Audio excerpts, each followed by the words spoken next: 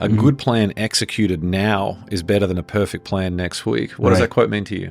That quote to me is a perfect example of what I call process paralysis in the book. It really is this idea that it's a little bit like paralysis by analysis. The idea that we can get so stuck on trying to create the optimal plan that it undermines our ability to do the actual plan. And so I think that's what Patton's getting at in this scenario, that if we're so stuck trying to create the perfect strategy for a battle, we're going to lose other battles and perhaps even lose the war.